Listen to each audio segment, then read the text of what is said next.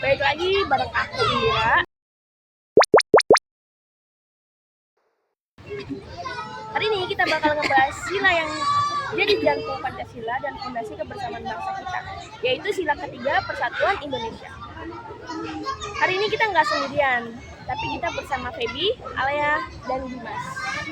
Langsung aja kita pertanyaannya. Alea, Persatuan Indonesia tuh sampai jadi salah satu Pancasila tuh kenapa sih?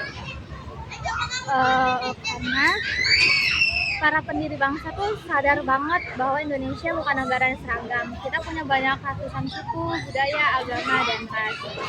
Tanpa semangat persatuan, Indonesia nggak akan pernah bisa berdiri sebagai satu negara doang.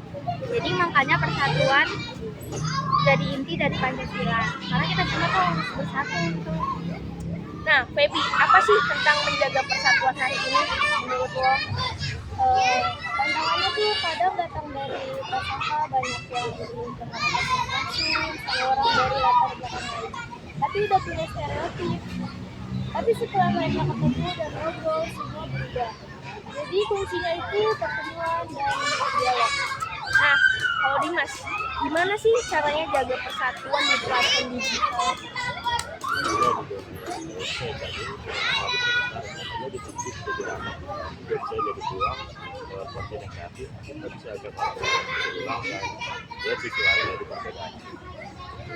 Kan politik, apa ini jadi tanda kita belum matang sebagai bangsa? Kalau aku sih lebih ngelihatnya itu kita masih berproses pendewasaan ya. Karena bangsa kita sendiri selalu diuji. Jadi kita harus belajar dari konflik, bukan membiarkannya terus membara.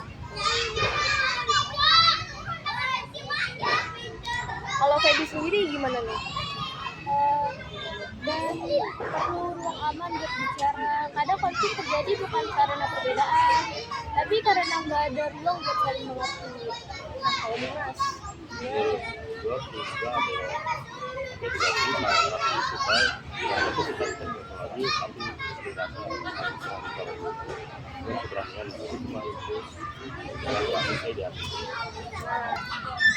nah, sekarang kita masuk ke bagian yang paling penting, yaitu solusi.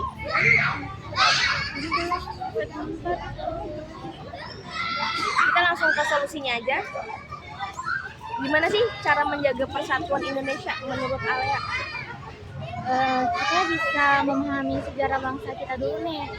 Nah, kalau udah tahu sejarahnya kan kita bisa lebih menghargai persatuan. Kalau tahu perjuangan dan pengorbanan kayak pahlawan atau segalanya untuk mewujudkannya.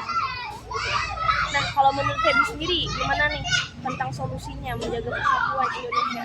Berani kenalan yang berbeda, ajak ngobrol teman dari latar belakang lain, saling mendengar, saling belajar. Nah, kalau Dimas sendiri gimana nih? Media sosial buat pribadi bisa baik jadi user atau Indonesia sendiri satu posisi negatif dari perubahan kecil yang tidak besar. Kan politik, apa ini jadi tanda kita belum matang sebagai bangsa? Kalau aku sih lebih ngelihatnya itu kita masih berproses pendewasaan ya. Karena bangsa kita sendiri selalu diuji. Jadi kita harus belajar dari konflik, bukan membiarkannya terus membara.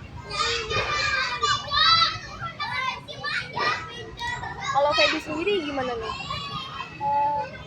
Dan perlu ruang aman buat bicara. Kadang konflik terjadi bukan karena perbedaan, tapi karena nggak ada ruang buat saling mengerti. Nah, kalau Dimas,